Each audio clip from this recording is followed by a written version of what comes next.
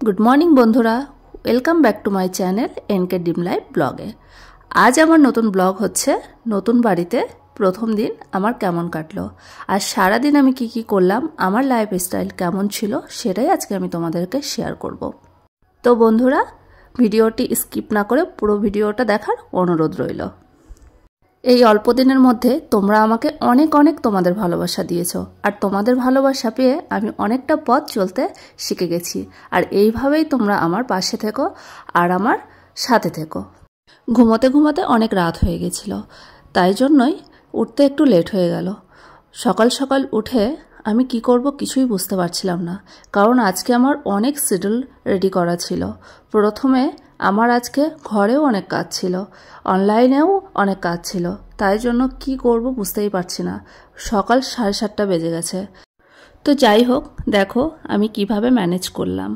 প্রথমেই আমি সকালবেলা ঘুম থেকে উঠে আগে নিজের ঘরের সমস্ত জিনিস গুছিয়ে নিলাম। প্রথমেই আমার দিন শুরু হলো বিছানা গোছানো থেকে। লেপ, বালিশ, বিছানা সব কিছু সুন্দর করে আগে গুছিয়ে নিলাম। তার আগে আমার ঘরে যতগুলো জানলা ছিল সবগুলোকেই ওপেন করে দিলাম সাইডের, কারণ একটু সকাল সকাল উঠে মিষ্টি রোদের আলোটা বেশ ভালো লাগে। আর যেহেতু সকালবেলা আমি রোজ হাঁটতে যাই, আজকে আমি আর যাওয়ার টাইম পাবো না, কারণ আমি ঘুম থেকে উঠেইছি 7:30টার সময়, তাই জন্য অনেক দেরি হয়ে গেছে। তাই আর বেশি দেরি করলাম না, ঝটপট বিছানাটাকে আমি গুছিয়ে নিলাম। আজ আমি তোমাদেরকে অনেক কিছু শেয়ার করব। আজকে আমি কিছুটা কথা বলবো আমার কর্মজীবন নিয়ে। আমি কি কাজ করি আর কিভাবে কাজ করি, কোথায় কাজ করি, সেই কাজ সম্পর্কেই আমি তোমাদের সাথে কিছুটা শেয়ার করব। বেসিক্যালি আমি কাজ করি অনলাইনে, যেটা হচ্ছে ডিজিটাল প্ল্যাটফর্ম। এটি কাজ হলো আমাদের সাধারণত ইউটিলিটি সার্ভিস, যারা আমরা মোবাইল ফোন রিচার্জ করি, ইলেকট্রিক বিল রিচার্জ করি, ওয়াটার বিল পেমেন্ট করি, বিভিন্ন রকম ইন্স্যুরেন্সের বিল পেমেন্ট করি, ফাস্ট্যাগ পেমেন্ট করি, আবার আমাদের ডিটিএইচ যেটা আমরা ডিশ টিভিও রিচার্জ করি। এই রিচার্জের মাধ্যমে আমরা ক্যাশব্যাক পেয়ে থাকি, আর এই ক্যাশব্যাকের সাথে সাথে আমাদের অনেকটা টাকা সেভও হয়, আর আমাদের একটা আর্নিংয়েরও জায়গা তৈরি হয়। যখন আমি এই অ্যাপটাকে নিয়ে কাজ করি, তখন আমার রেফারেল কোড দিয়ে অন্য কেউ যদি এই অ্যাপটাতে জয়েন করে, তখন আমি আর একটা কমিশন পাই। এইভাবে শুরু হয়ে যায় আমার টিম ওয়ার্ক। যখন আমার একজন জয়েনিং করে, তখন ও আরেকজনকে রেফার করে, আর রেফার করতে করতে যখন একটা ভালো টিম হয়ে যায়, মানে 10 জন 15 জন, তখন ওই টিমটাকে আমি সাপোর্ট করি। তখন গিয়ে ওদের ট্রেনিং দিই, বুঝিয়ে দিই যে কিভাবে কাজ করতে হবে, কিভাবে জয়েনিং করতে হবে, কিভাবে পেমেন্ট নিতে হবে। এই সবটা মিলিয়ে ওদের সাথে আমি যুক্ত হয়ে যাই। তখন ওদের শিডিউল অনুযায়ী আমি ওদেরকে কাজ। এই ছিল আমার কাজের ডিটেলস। তোমরা যদি কেউ আমার এই ভিডিওতে আমার কাজের কথা শুনে আমার সাথে টিম ওয়ার্ক করতে চাও, তাহলে আমার ডেসক্রিপশনে দেওয়া হোয়াটসঅ্যাপ নাম্বার এবং ইমেল অ্যাড্রেসে আমার সাথে যোগাযোগ করতে পারো। তখন আমি তোমাদেরকে সরাসরি সাপোর্ট করব এবং আমাদের কাজ শুরু করব। আর যারা ডক্টর আছো, আয়ুর্বেদিক প্রোডাক্ট নিয়ে কাজ করতে চাও, তারা আমার সাথে কন্ট্যাক্ট করো, কারণ আমি প্রোডাক্টেও কাজ করি। আমার সাথে অনেকগুলো প্রোডাক্টও রয়েছে। তুলসী ড্রপ, বিভিন্ন রকম প্রোডাক্টগুলো থাকে, যেগুলো পুরো ন্যাচারাল, অ্যান্ড পার্সোনাল কেয়ারও রয়েছে। এই ছিল হচ্ছে আমার কাজের ডিটেলস। কথা বলতে বলতে টোটালটাই ঘর আমার ঝাড় দেওয়া হয়ে গেল। এবার সকালবেলা উঠে বাসি কাজ সারার সময় ভাবলাম আজকে ঘরটা একটু ভালোভাবে মুছে নিতে হবে, কারণ কালকে মুছেছিলাম অতটা ভালো হয়েছিল না। যেহেতু আজকে আমার প্রথম দিন, আজকে মুছলে অনেকটাই ফ্রেশ হয়ে যাবে, তাই জন্য একটু লাইজল ঢেলে ঘরটাকে আমি পুরোটাই মুছে নিলাম।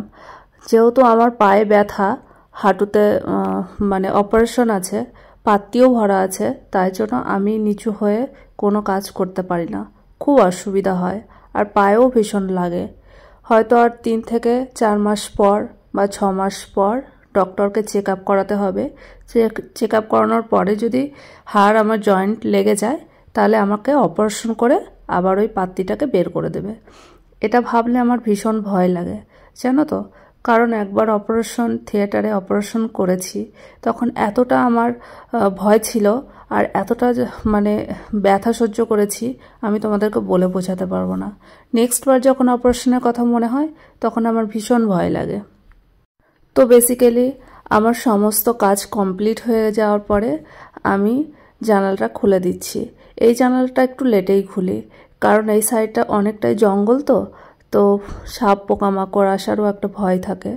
তো আমি যখন ব্রাশ করি তখন হচ্ছে এই জানলাটা খুলে দিই।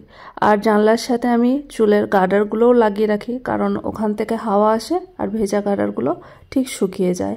এবার আমি জলটাও ভরে নিলাম, কারণ ট্যাপে জল আসে 1:30টার সময়, তাই জন্য পুরো 2টো বোতলে ভরে নিলাম খাওয়ার জন্য।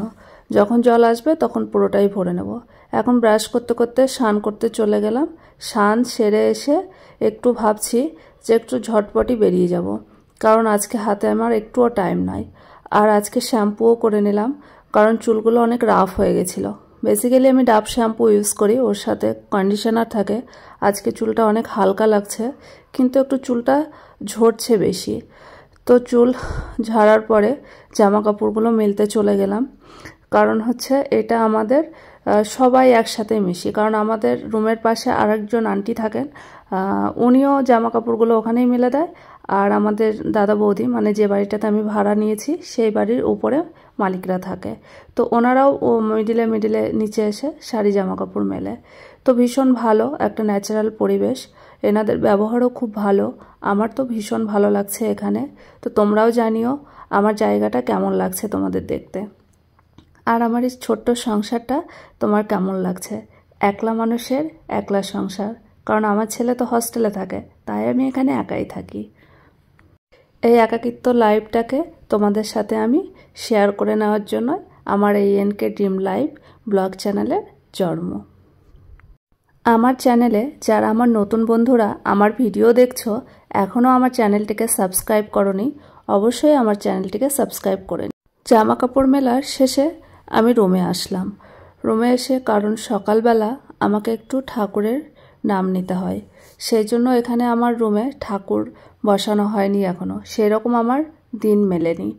তো যেহেতু আজকে আমার প্রথম দিন, তাই জন্য আমি আমার গুরুদেবকে আমি এই জায়গাতে বসিয়ে রেখেছি। আর ছোট্ট একটা রাধা মাধবের ছবি ওই ইলেকট্রিকের যে সুইচ বোর্ড আছে ওখানে আমি একটা স্টিকারে সাটিয়ে রেখেছি, কারণ এখনও আমি সিংহাসন আর ঠাকুরের ব্যবস্থা করতে পারিনি। কারণ যদি কোনো লক্ষ্মী পূর্ণিমা আসে তখন আমি আমার মন্দিরে আমি স্থাপন করে নেব। তো ইচ্ছা আছে, যেহেতু আমি রাধা মাধবকে পূজা করি, তাই জন্য হোলিতেই আমি আমার ঘট বসাবো রুমে। তো আমার চুলটাকে শুকিয়ে নিলাম, চুলটা শুকিয়ে নেওয়ার পর আঁচড়ে নিলাম। আঁচড়ে নেওয়ার পর চুলটাকে দেখছি অনেকটাই হালকা লাগছে, তাই জন্য আবারও একটু চিরুনি করে নিলাম। আর বেসিক্যালি আমি চিরুনিটা একটু বড় দাঁতেরই ইউজ করি। এই চিরুনিটাতে চুলটা অনেকটাই কম ঝরে। আবারও সেই আমি ময়েশ্চারাইজার ইউজ করে নিলাম, যেখানে স্কিন সারাদিন ভীষণই সফট থাকে এবং একটু গ্লোও থাকে। আবারও ছোট্ট টিপ পরে নিলাম, কারণ স্নানের পরে আমাদের মেয়েদের একটু সিঙ্গার করতেই হয়, সেটা আমাদের এই স্ত্রীরা সবাই করে থাকে। পুরোটা আমি হালকা মেকআপে সেজে উঠলাম। দেখো তো বন্ধুরা কেমন লাগছে আমাকে, অবশ্যই কমেন্টে জানিও। এবার আমার স্টার্ট হয়ে গেল অনলাইন কাজ, কারণ অনেক মেল আসে, অনেক হোয়াটসঅ্যাপ আছে, ওদের নাম্বারগুলো আমি নোট করে নিই, প্রথমে ডায়েরিতে তুলে নিই, তারপর ওদের সাথে যোগাযোগ করি আর অ্যাপের লিঙ্কগুলোকে পাঠিয়ে দিই। ওই লিঙ্ক থেকে ওনারা সবাই ডাউনলোড করে নিজেদের ইউজার আইডি পাসওয়ার্ড বের করে নেয়, তখন ওনারা সরাসরি আমার সাথে যুক্ত হয়ে যায় আর আমার একটা ইনকামেরও জায়গা তৈরি হয়। একজন যদি 1197 টাকা দিয়ে জয়েনিং করে তাহলে আমার 500 টাকা ইনকাম হয়, আর কেউ যদি 597 টাকা দিয়ে জয়েন করে তাহলে আমার 250 টাকা ইনকাম হয়। এইভাবে আমার ইনকাম হতেই থাকে। যখন ওরা আবার কাউকে জয়েন করে তখন ওদের কাছে 500 টাকা ইনকাম হয়, আমার হয় 100 টাকা। এটা হচ্ছে মাল্টি লেভেল মার্কেটিং, মানে হচ্ছে ডাইরেক্ট সেলিং, নেটওয়ার্ক মার্কেটিং। যে মার্কেটিংটা আমরা অনেকেই ঘরে বসেও করতে পারি, অনেকেই ফিল্ডে না গিয়েও করতে পারি, অনলাইনের মাধ্যমেও করতে পারি। তাই আমি ল্যাপটপে বসে যাই সকাল সকাল অনলাইনে কাজ করতে। কাজ করতে করতে একটা কথাই ভাবছিলাম যে আজ থেকে আমি ফেসবুক লাইভও করব কাজের জন্য, কারণ ওখানে অনেক বন্ধুরা আমার বাংলা প্ল্যান শুনতে চায় ডাইরেক্ট। তো আজকে আমি বাংলা প্ল্যান দেব।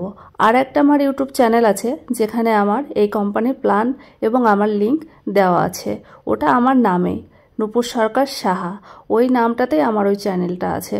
সেই চ্যানেলটাতে আমার সমস্ত রকম বিজনেসের ভিডিও আপলোড দেওয়া থাকে। আর এটা যেহেতু আমার পার্সোনাল, আমার lifestyle blog, village blog, educational সমস্তটা আমি এই চ্যানেলটাতে আপলোড করি। তো অনেক খিদা পেয়ে গেছে, আজকে বেশি কিছু করিনি, ভাত, মাছ আর পাতাকপি ভাজা এই দুটোই করে নিয়েছিলাম।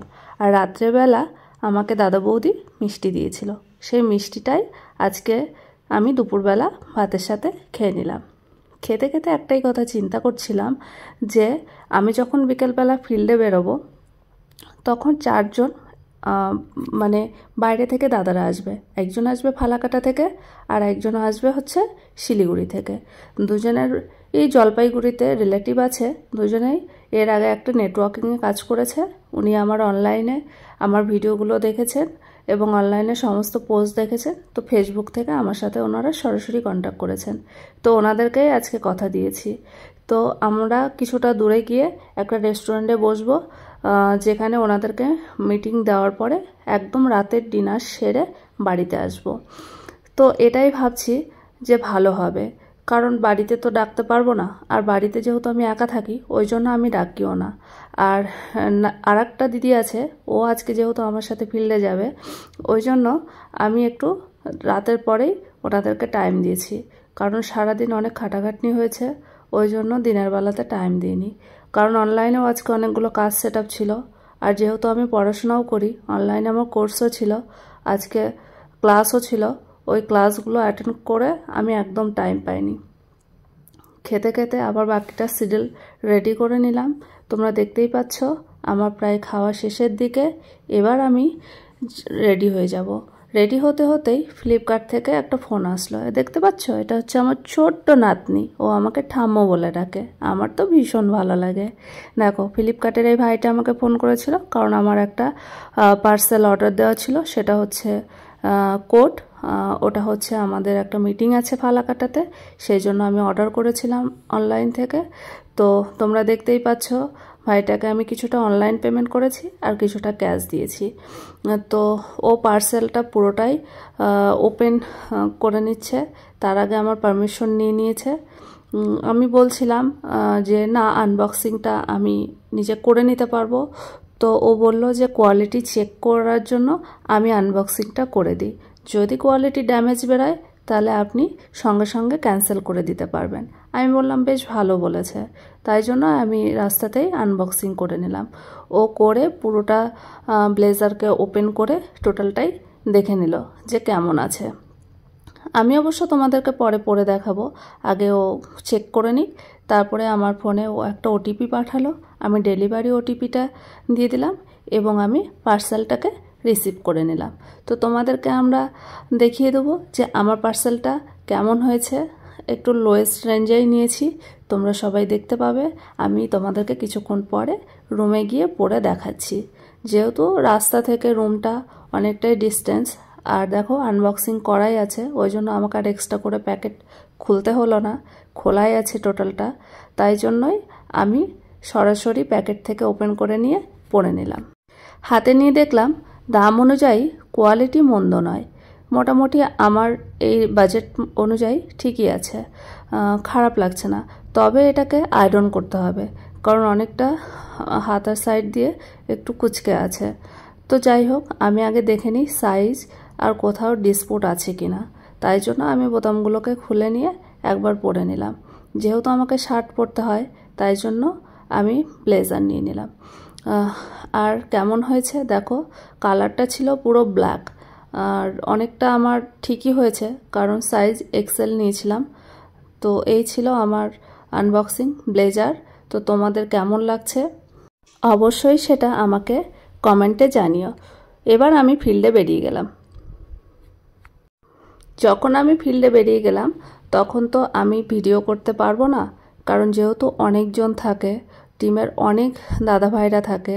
আর তোমাদেরকে বলেইছিলাম বাড়িতে গিয়ে আমি রান্না করতে টাইম পাবো না, ওই জন্যই আমি রাতের ডিনারটা আমি খেয়ে যাব। তো অনেক দিন ধরে মনে হচ্ছিল যে একটু চাইনিজ কিছু খাবো, তাই জন্য আর ওয়েট না করে পাস্তা খেলাম। চলো আমার কিছু টিম ওয়ার্কের মেম্বারদেরকে দেখায়, ওরাও এখানে বসেছিল।